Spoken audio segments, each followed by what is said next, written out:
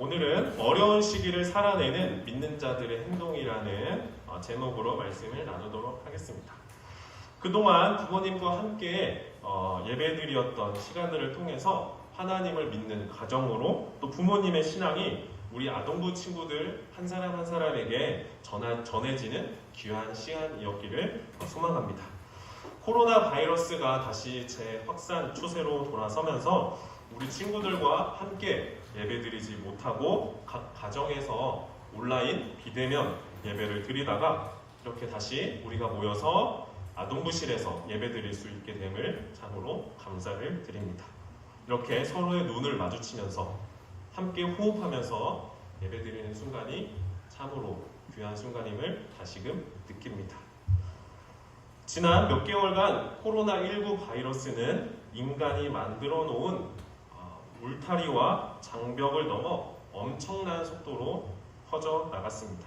전 세계에서 매일 수만 명의 사람들이 새롭게 감염이 되고 또 매일 무수한 사람들이 안타깝게 생을 마감하는 상황들을 보게 되었습니다. 그들은 안타깝게도 장례식을 할 수도 없이 살아가는 가족을 떠나보내면서 충분히 눈물을 흘리고 애동하는 그런 시간도 허락되지 않은 채 그들을 떠나보내야만 했던 사람도 있습니다.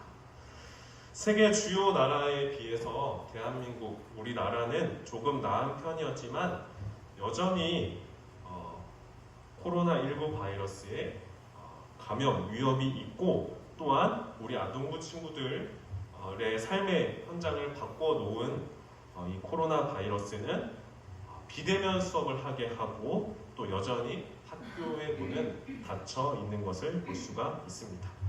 사회적 거리두기 2.5단계를 시행할 때는 거리의 사람을 찾아보기가 쉽지 않았습니다.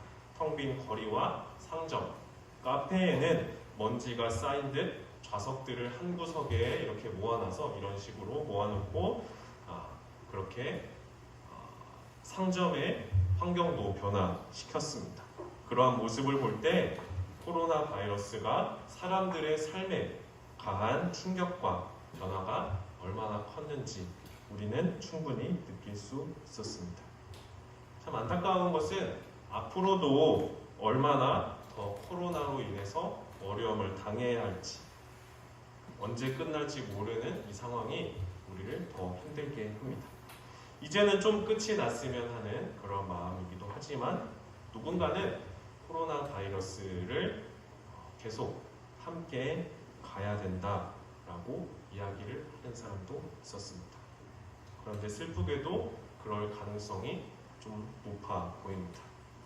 코로나 바이러스 외에도 안타까운 이 땅의 현실은 전도사님과 그리고 우리 아동부 친구들이 살아야 하는 이 시대에는 코로나 바이러스보다 더 강력한 바이러스가 올 수 있다는 것.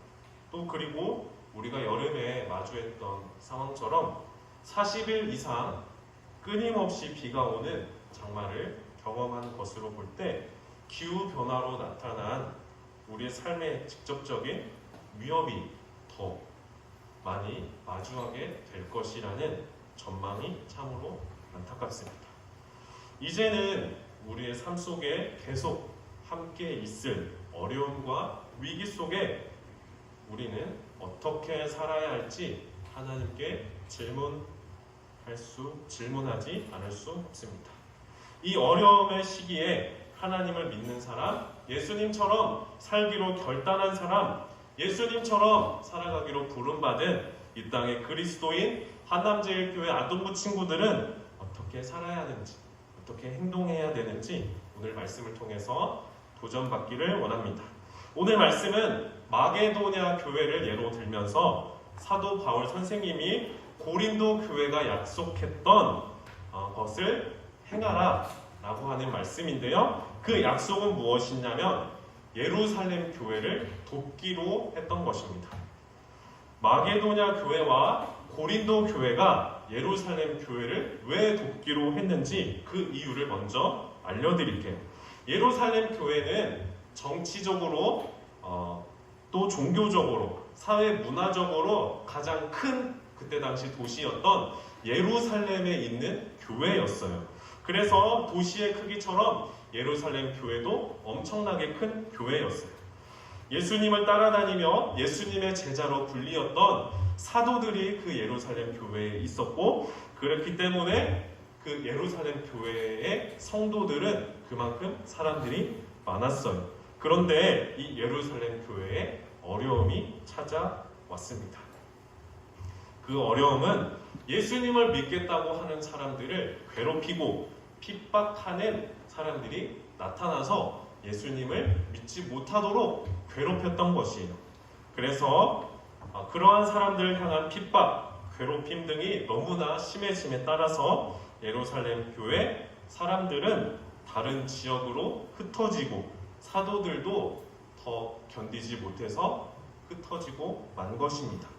그러자 예루살렘 교회를 다니는 사람들은 줄어들고 성도를 돌보던 사도, 선생님들도 생명의 위협으로부터 자신의 몸을 지키기 위해서 흩어지는 바람에 예루살렘 교회는 형편이 정말 어려워졌어요.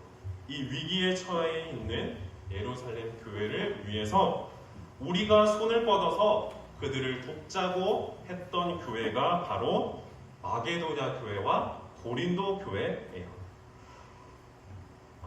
위기 가운데 서로 돕는 행동을 한 마게도냐 교회는 자신들도 극심한 시련과 환난, 이 마게도냐 사람들도, 마게도냐 교회 사람들도 예수님을 믿는다라고 하면 괴롭혔던 사람들이 자신들을 괴롭히는 순간임에도 불구하고 기쁨을 잃지 않고 자신들도 어렵고 힘든 가난한 시기를 보내고 있음에도 불구하고 그들은 기도하면서 예루살렘 교회를 위해 우리가 어떻게 도울 수 있을지, 어떠한 행동으로 그들의 어려움에 동참할 수 있을지 하나님께 뜻을 물으면서 그들의 어려움에 함께 동참하는 마음으로 그들을 돕는 성금, 헌금, 연보를 하기로 결정했습니다.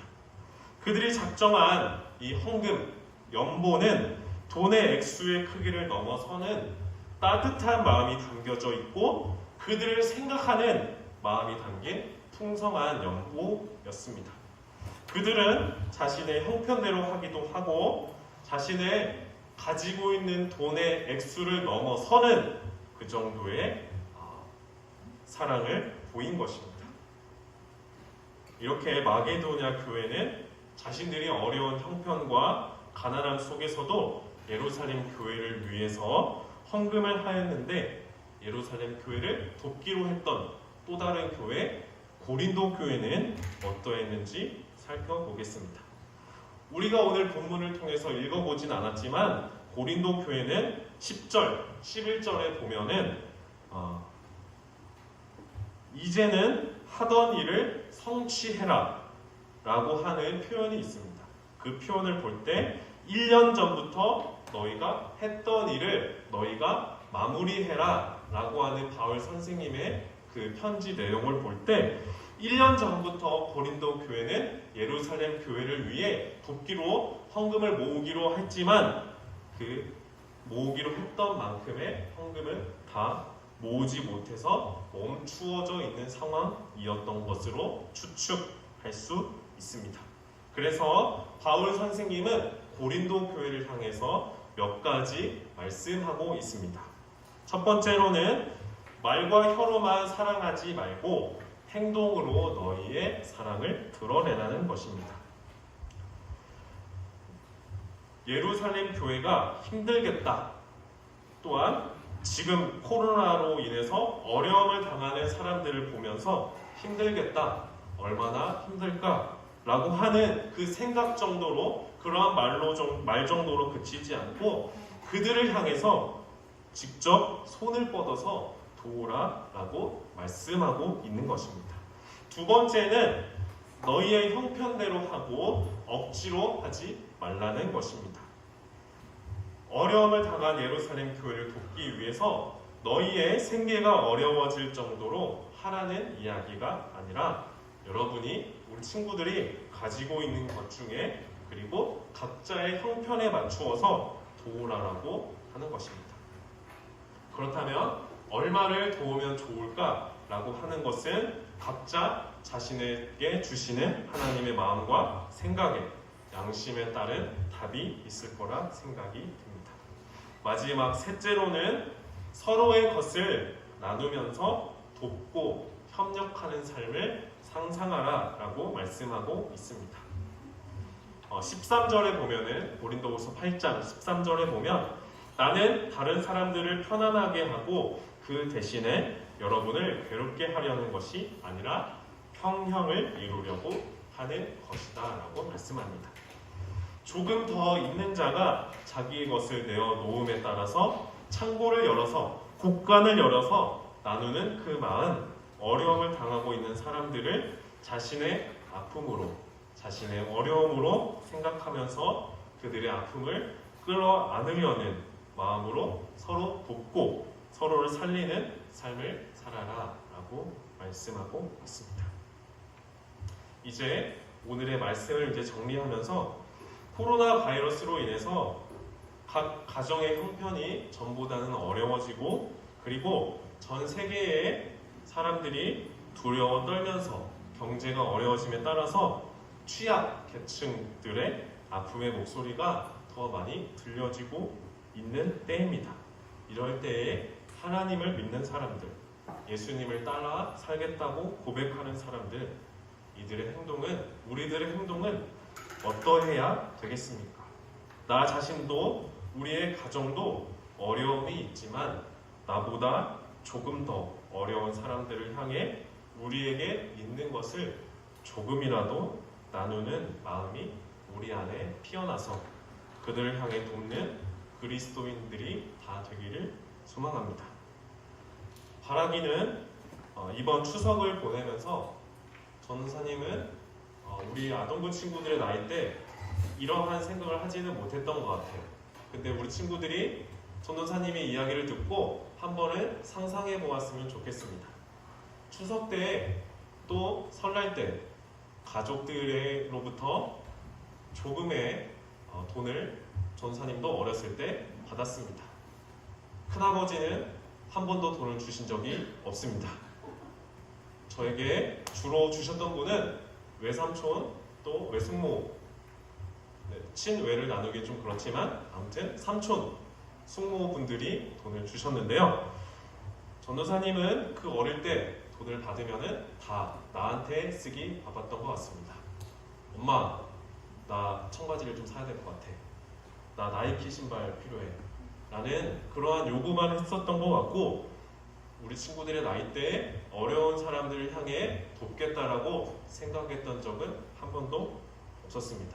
그래서 우리 친구들에게 하나님께서 우리 아동부 친구들에게 주시는 마음, 내게 주어진 것을 조금 더 부족한 사람에게 나누면 좋겠다라는 이야기를 쉽게 하기가 참으로 어렵지만 우리 친구들이 한 번은 상상해 봤으면 좋겠습니다. 이번 추석 때 어른들이 주신 돈을 나에게만 다 쓸 것이 아니라 조금은 더 나누어서 조금은 형편이 어려운 친구에게 쓰여지면 좋겠다라는 상상을 또 행동을 해보면 좋겠습니다. 오늘의 말씀을 기억하면서 말과 혀로만 사랑하지 않고 생각으로만 안타깝다 라고 생각하지 않고 행동으로 조금은 실천해보는 우리 아동부 친구들 됐으면 좋겠습니다. 그 행동은 그들을 향한 코로나 바이러스로 어려움을 당한 또한 이 기간을 살아내면서 어려움을 당하고 있는 사람들 향해 기도가 될 수 있고 그들을 돕는 헌금이 될 수 있습니다. 그리고 그들을 돕는 헌금은 오늘 전도사님이 우리 친구들에게 한번 상상해봐라, 행동해봐라 라고 하고 이야기를 했다고 해서 억지로 실천하라는 이야기가 아닙니다. 우리 친구들 마음에 감동이 있는 만큼 행동하면 좋겠습니다. 우리가 그들을 돕는 것은 단순히 우리에게 있는 것을 그들에게 준다고 생각하는 것 그 이상으로 생각해 봤으면 좋겠는 게 하나님께서 우리에게 먹는 것, 입는 것, 그리고 돈을 주시는 이유는 그것은 한정되어 있는 이 땅의 것들을 서로 균등하게 또 나눠 쓰고 조금은 있는 사람이 또 없는 사람을 돕기도 하고 그 형편은 서로 바뀌어질 수도 있습니다. 그래서 서로 균등하고 나눠 쓰고 서로를 보듬어 살게 하신 하나님의 뜻을 우리가 따라서 그 하나님의 뜻을 이루어가는 우리 한남제일교회 농부 친구들 다 되었으면 좋겠습니다. 꼭 잊지 말았으면 할 것은 이 땅에 왕과 같은 아무 어려움이 없는 사람은 없습니다. 이 땅에 어려움을 당한 성경에서의 표현은 고아, 과부, 가난한 자는 항상 이 땅에 있을 거라고 말씀하셨습니다. 하나님께서는 너희는 그들을 섬기는 사람으로 부름받았어. 하나님의 뜻을 이루는 사람, 그리스도인 그 존재들은 바로 어려움을 당하는 사람들을 섬기는 존재로 살기로 우리를 이 땅에 부르셨습니다. 바로 이 행동을 하는 것이 바로 그리스도인입니다. 그래서 위기 속에 행동하는 그리스도인들을 통해서 하나님의 사랑이 전해지게 될 줄로 믿습니다. 함께 말씀을 마치고